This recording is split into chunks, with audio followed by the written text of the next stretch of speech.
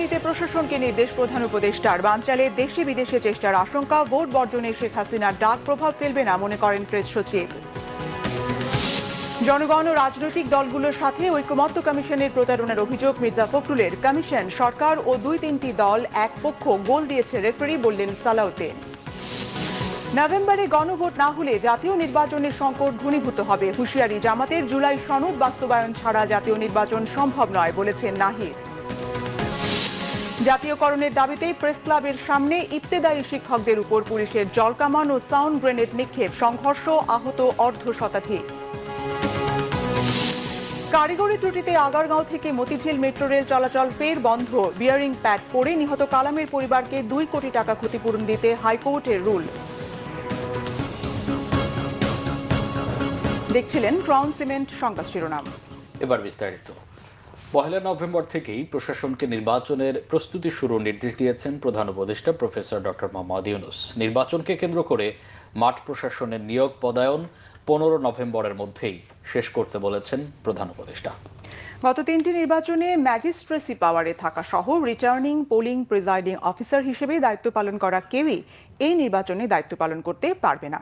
নির্বাচন প্রস্তুতি সভায় প্রধান উপদেষ্টা বলেন, নির্বাচন বানচালের জন্য দেশের ভেতরে বাইরে থেকে চেষ্টা হবে, যত ঝড় ঝঞ্ঝা আসুক মোকাবেলা করা হবে। রকুনুজ্জামানের রিপোর্ট। বুধবার রাষ্ট্রীয় অতিথি ভবন যমুনায় ফেব্রুয়ারির নির্বাচন নিয়ে প্রধান উপদেষ্টার সভাপতিত্বে নির্বাচন প্রস্তুতি বৈঠক অনুষ্ঠিত হয়। বৈঠকে পুলিশ, র্যাব, বিজিবি, আনসার, স্বরাষ্ট্র মন্ত্রণালয়, জনপ্রশাসন, সশস্ত্র বাহিনীর প্রতিনিধি সহ সংশ্লিষ্ট বিভাগের উচ্চ পর্যায়ের প্রতিনিধিরা অংশ নেন। সভায় নির্বাচন কেন্দ্রিক প্রশাসনিক প্রস্তুতি তথা ডিসি, এসপি সহ মাঠ পর্যায়ের প্রশাসনিক রদবদল ১৫ নভেম্বরের মধ্যে সম্পন্ন করার নির্দেশ দেন প্রধান উপদেষ্টা। এছাড়া নির্বাচনে এবার সশস্ত্র বাহিনীর প্রায় ১ লাখ সদস্য সহ আইন শৃঙ্খলা বাহিনীর কি পরিমাণ সদস্য মোতায়েন হবে সেই সিদ্ধান্তও হয়। নির্বাচনের সময় সামাজিক মাধ্যমে গুজব ছড়িয়ে বিশৃঙ্খলা তৈরি প্রতিহত করতে তথ্য ও সংস্কৃতি মন্ত্রণালয়কে দ্রুত ফ্যাক্ট চেক সহ মাঠ পর্যায়ে মনিটরিং সেল করার প্রস্তুতির নির্দেশও দেন প্রধান উপদেষ্টা।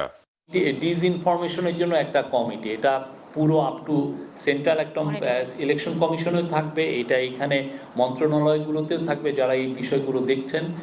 আর অ্যাট দ্য সেম টাইম এটা উপজেলা লেভেল পর্যন্ত থাকবে। ৯২,৫০০ মতো ডেপ্লয় আর্মি এবং নেভি ট্রুপস ডেপ্লয় থাকবে, তার মধ্যে 90,000 হচ্ছে আর্মি, বাকিটা হচ্ছে নেভি। পরে রাজধানীর ফরেন সার্ভিস একাডেমিতে অনুষ্ঠিত ব্রিফিংয়ে নির্বাচন প্রস্তুতি বৈঠক নিয়ে বিস্তারিত জানান প্রধান উপদেষ্টার প্রেস সচিব। তিনি জানান, গত ৩টি জাতীয় নির্বাচনে ম্যাজিস্ট্রেটির দায়িত্ব থেকে রিটার্নিং, প্রিজাইডিং বা পোলিং অফিসাররা কেউই এই নির্বাচনে দায়িত্ব পালন করবে না।